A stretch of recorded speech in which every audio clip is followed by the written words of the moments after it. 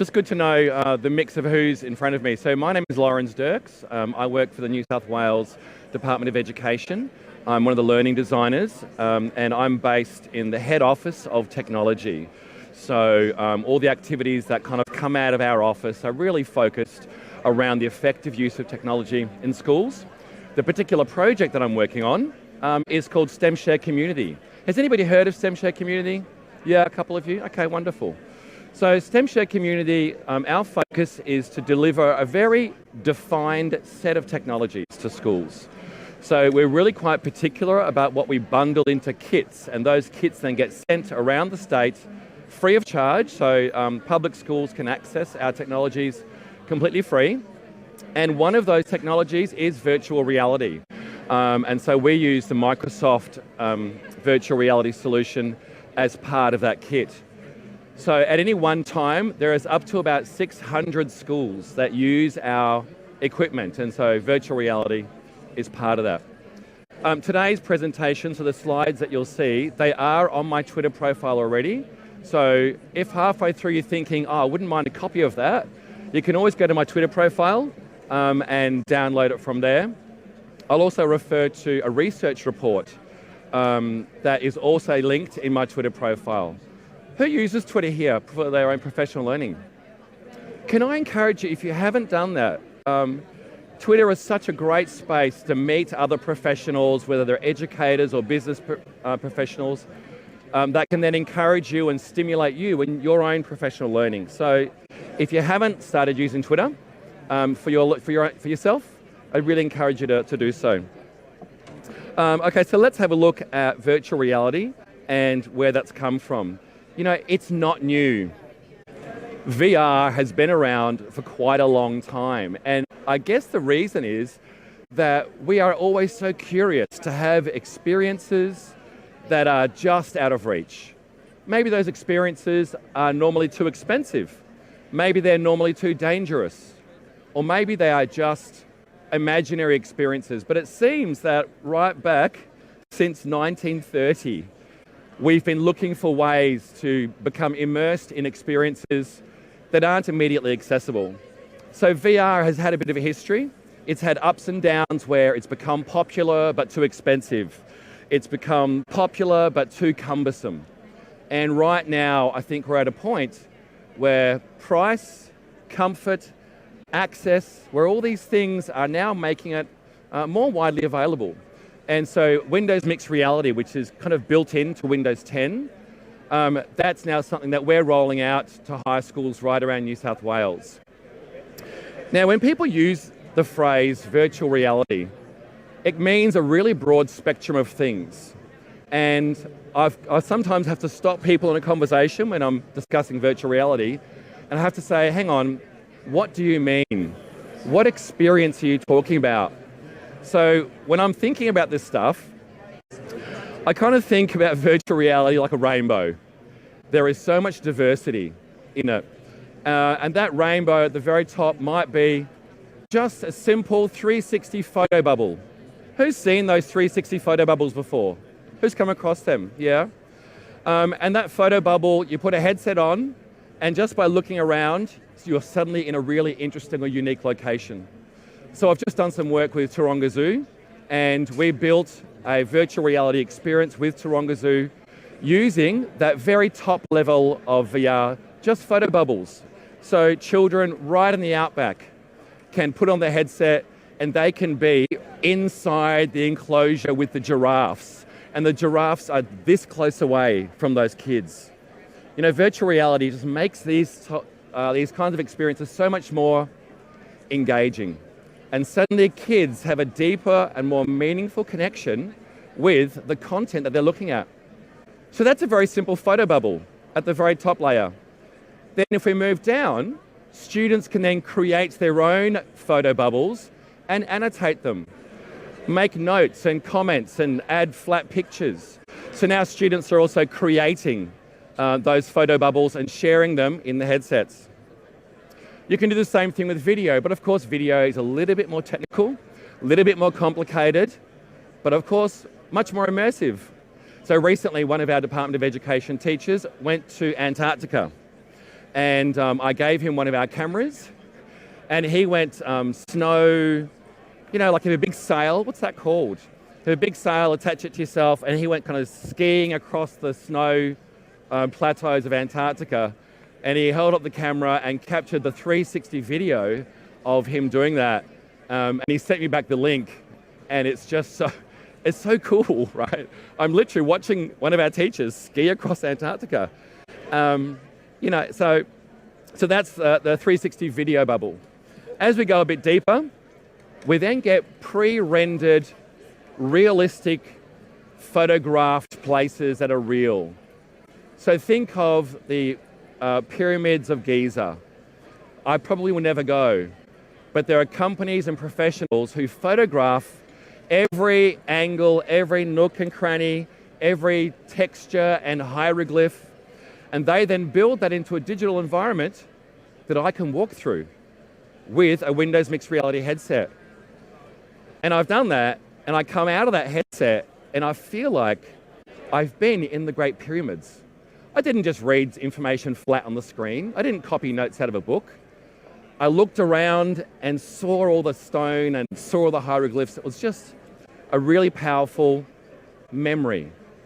Virtual reality creates memories in our students. And when you put a headset on, you're just surrounded by this stuff. So, but of course, that photorealistic digital space is slightly more sophisticated. But if we go down a bit further and we look at the imaginary environments that now have interactions in them. So there's a company called Realities.io that has given us their content, and they have photo scanned, I think it's the last operating coal mine in Germany, you know, the old traditional coal mines. And as you kind of teleport your way through these coal mines, you can begin to interact with objects that are inside that coal mine for me to explore that environment and learn more about that environment. So adding those interactions becomes another layer of sophistication. You can see it's now quite different to a simple photo bubble. And of course, the most sophisticated and the most immersive version of virtual reality is, of course, where it's an imaginary digital environment created by an artist with a lot of interaction and a lot of movement. Kids are now moving around the classroom in a digital space. They're interacting with objects, and the things that they're doing in this part of the digital environment change things that happen in another part of the digital environment. So the interactions become really sophisticated. The more sophisticated those interactions, the more immersive and the more powerful the thinking that goes on. At the end of the day, as an educator, I'm interested in the level of thinking that goes on inside a student when they are involved in one of these environments. So let's have a look at why I think it's really important for our students to have virtual reality access, because industry is already doing it. So I was talking to a teacher just last week and about how he's using our VR kit, and he invited an engineer to come and speak to his students about how that engineer is using VR in their industry. So for us educators, maybe we haven't seen VR a great deal. Maybe we think, oh, it's just on the horizon. But industry is well and truly adapting virtual reality tools as part of their workflow. Some examples, of course, are in medicine. You can imagine the benefit for doctors and surgeons to be able to see a digital replica of a human body and examine those arteries and organs, examine those medical conditions from above, from below.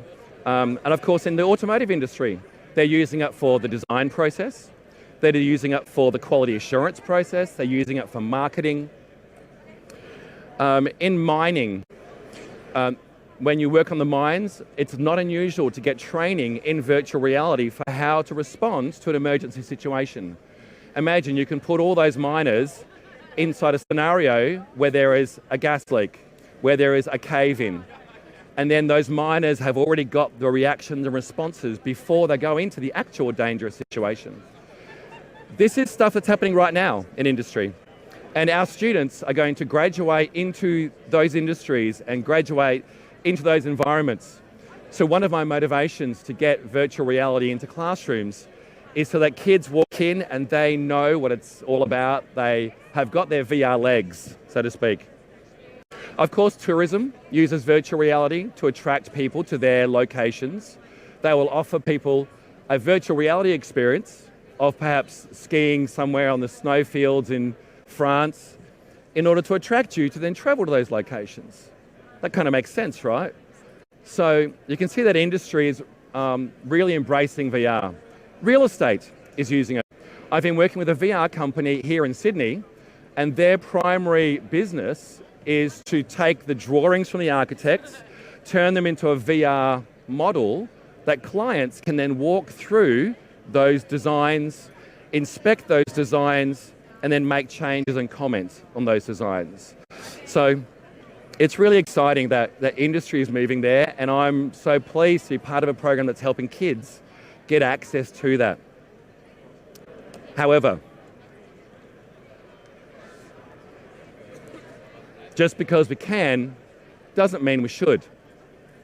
When I'm looking at this stuff and exploring apps and exploring experiences, I'm thinking of classroom teachers with 30 kids in front of them, with a really difficult timetable, with assessment tasks to complete.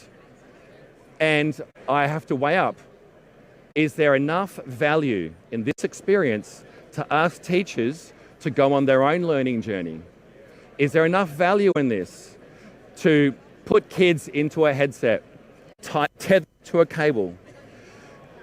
And I want to ask you that same question. If you are going to explore virtual reality, just because you can, doesn't mean you should. We need to think about the ethics of technology. So as part of STEMshare, that's one of the things that I often ask our team to consider when I'm speaking to teachers that take STEMshare equipment. Think through the ethics. One of the examples of how we're helping teachers tackle the ethics of technology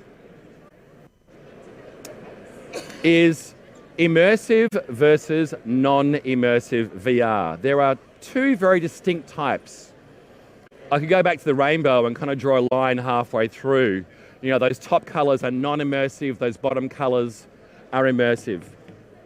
So this research report that came out of the University of Newcastle really honed in very clearly on the safety implications of virtual reality when it comes to young students and the safety implications for older students. So before STEMshare launched any of our virtual reality products into the classroom, we wanted to make sure that we were following the latest advice and the latest research on how to keep our students safe. Put very simply, if a student can hold the headset up and take it down with no cables, that's non-immersive. That's okay for little kids. Anyone here who teaches primary school here? Primary educators? So if you have little kids in front of you, they get very excited and they see this big, beautiful turtle right in front of them and they want to reach out and grab it. They'll obviously want to step forwards, but they don't see that there's a table and chair in front of them because they've got a headset on. So by not letting primary age students put a strap on their heads, it's one of the ways that we keep them safe. They have to hold it and they then take it down to talk to their friends, to talk to their teachers. So our STEMshare VR kits are non-immersive, and that's one of the ways that we like to keep our kids safe. If you want access to that report, again, feel free to have a look at my Twitter profile. I don't think you have to sign in to Twitter. If you just go do a Google search, Twitter, ICT Lawrence, you can see the feed that I've got there and you can download that report, okay? So, mixed reality headsets. What's the difference between that and some of the other products? And why did we choose it as an education department? So the other virtual reality headsets that are probably, I don't know if they're on display today, you will have seen that they might need a sensor or a lighthouse, and you've got to place things around the room, and there's cables plugged into those things. I'm just not going to ask a teacher to do that. High school teachers move from one classroom to another. It's just not practical. The logistics are just too difficult to set the lighthouses up and put those sensors in place. So the Microsoft solution uses something which is called inside-out tracking. So on the right-hand side, on that side, you'll notice that the headsets, they don't have sensors. They don't have lighthouses, whereas those ones do. Those ones are complex to set up. Teachers don't have time for that. These ones, you literally plug the headset into the computer and off it goes, because the cameras at the front of the headset, they scan the room and they help map the position of the student to the physical environment around them. So that's why we've chosen to use the Microsoft Mixed Reality brand, because it's so much easier and so much more practical to set up for teachers who've got a lot of kids in front of them, difficult timetables, and are swapping from room to room. And we found that that works really well. By the time a teacher has used it, and then the kids goes, "Oh, sir, I can look after this for you." We say, "Right, great, let the kids set it up, let the kids run the hardware." So Microsoft Mixed Reality works well for us in the classroom, makes things so much easier.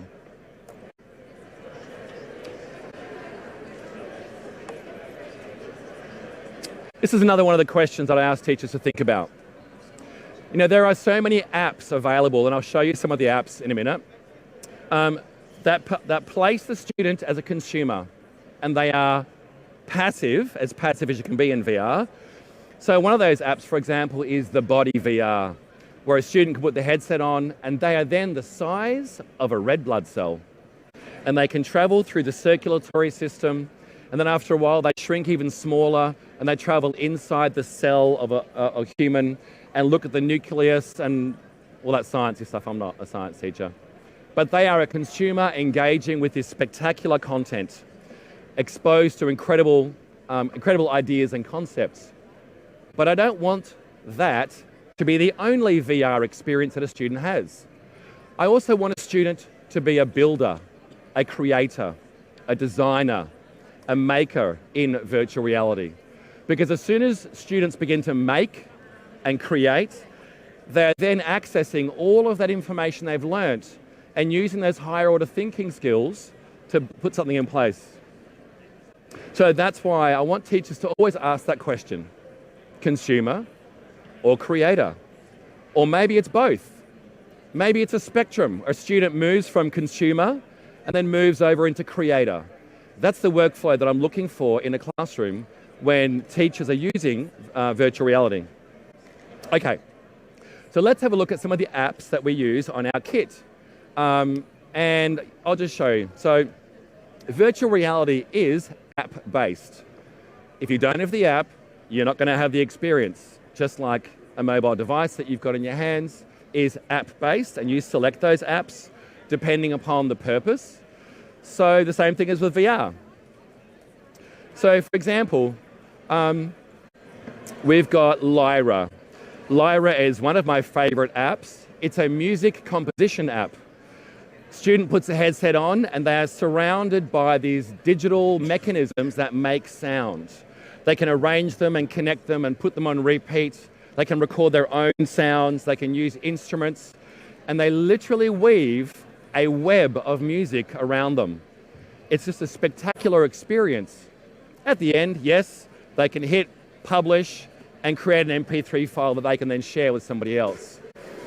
There's also Symmetry. This is a physics engine. It's quite a sophisticated physics tool. So instead of talking about really abstract ideas in physics, students can actually use those concepts in physics to create machines, to create cause and effect inside their digital world with almost no limitation. CalcFlow up there is a really sophisticated mathematics visualization tool. It's actually designed for university, but when I saw it, I was thinking of year 12, those really advanced maths kids that are working with complex ideas. Well, this is a way that they can visualize and manipulate those complex ideas. Epic roller coaster. You're thinking, Lawrence, that can't be very educational. Because it is a roller coaster. It's nothing more than a roller coaster. But it's an important part of virtual reality. The reason I've included it in this list, and the reason why I tell teachers, use the roller coaster, at least for your very first experience.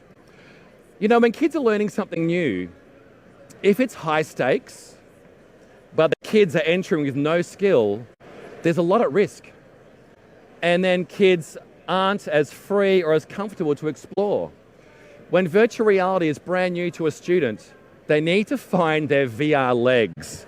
They've got to get used to the controllers. They need to get used to the headset. The students around them need to get used to the fact that a kid is blindfolded with a headset on. So having a virtual reality experience that's very low stakes, there's not much cognitive load, you're just sitting on a roller coaster. It gives an easy entry point where people begin to feel like, yeah, okay, I get VR now, and now I can do something more sophisticated. So I guess we're moving sort of from very simple, low order to much higher order sort of stuff. So that's why I put the roller coaster in there. I've also put a day in the life of a pirate. You know, maybe they don't want to do a roller coaster as a VR, maybe they want to do a pirate experience. Again, very low stakes. There's nothing really at risk here. Teenagers will give that a go and they won't necessarily feel embarrassed, they won't necessarily feel intimidated because they're just trying to walk around a ship like a pirate. But then on the other hand, you've got something like Tilt Brush, this dynamic and spectacular art creation tool. A new medium that I know for a fact right now, Year 12 students are using that particular tool as their major work. Does anybody here work for NASA? I need to help NASA understand how to mark some of this stuff. Vinyl reality. This is for those wannabe DJs, those students in music who they want to be on the stage and mix music together like a DJ. As you can see, there's a real range of experiences for Windows Mixed Reality. And we've been working hard at StemShare to make these range of experiences possible. There's one more that I want to tell you about. And that's the one here called Symmetry Alpha. Symmetry Alpha for me is probably the most powerful app because it lets students bring their 3D modeling work that they might do in a computer lab.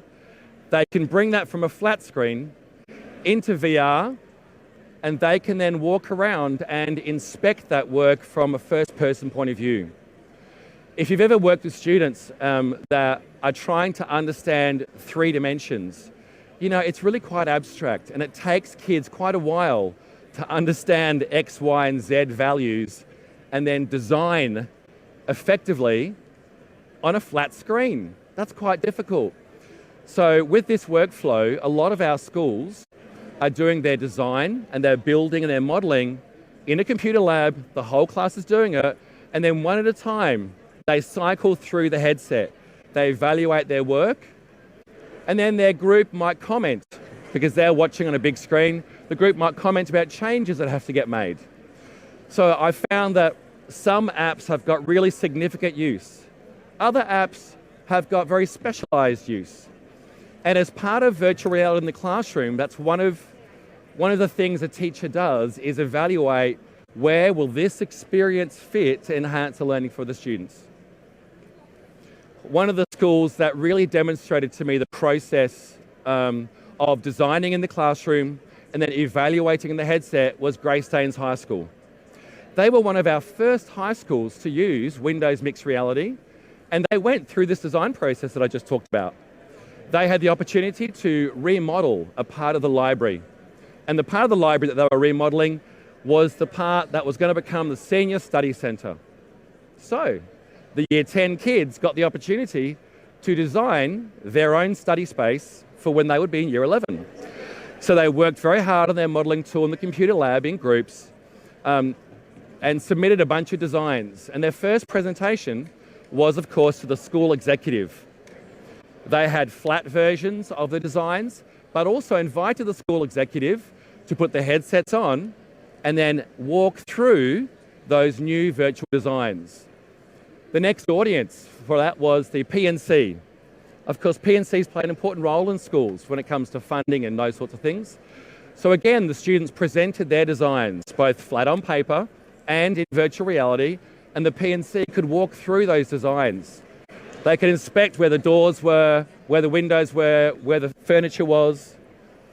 And when the students were going through this design process, they realized, oh, hang on, this table is too high, or the window's in the wrong spot, or we need to move the sink over. And the beauty is that kids could make those observations as naturally as we would make them in a normal physical space. If you want to learn more about that grey stain story, I did kind of a 13-minute mini documentary about that. So feel free to hop onto the YouTube channel of STEMshare, and you can listen to the teachers and the students talk about the whole project. And I specifically wanted teachers to tell us what they went through, because at the end of the day, if there's no boost to the learning in a classroom, then there's no real value for us. That project is now about 9 months old, and it is still one of the most robust, one of the most sophisticated use of Windows mixed reality that I've seen. Yes, I love the body VR. Yes, I love Lyra, the music making tool. But when kids can design their own environments, when they can walk through their environments, for me that was probably one of the best things I'd seen. How do I go for time? Who do I talk to about that? And we'll just keep going. All right. So what do you... SketchUp. Yeah, so I just figured, schools have got access to SketchUp, and teachers already know SketchUp, so why not take your SketchUp files and drop them in VR? Yeah. Okay, tips and tricks for classroom management. Some very quick ideas for you. Teachers, please have a go first. Even though the experience may not be smooth sailing, 5 minutes, thank you. Even though the experience may not be smooth sailing, having a go first and you being the leader of the learning in the classroom, even though students might be comfortable, I always think that teachers, we need to be one step ahead. That's all we need to be. I have to think about whether it's a whole class activity, a small group, or an individual project, because one headset does not go far. So think about how that works in the classroom. Just like I've got a large screen that you can all look at, in a classroom with VR, I always ask teachers to have a large screen so everyone else can watch. The teacher can watch, even though the kids have got a headset on. So that helps the workflow, it helps the teacher give instructions to the student whilst they're wearing the headset. It's a really important part of classroom management. We've used a buddy system for a long time in our schools, and VR is another place where the buddy system is critical. Remember, the kid wearing the headset is essentially blindfolded to what's happening in the classroom. They don't know that a visitor has just walked in the door. They don't know that some kid wants to walk past them to go to the toilet. So having a buddy to make sure that the traffic in the classroom is managed is really critical.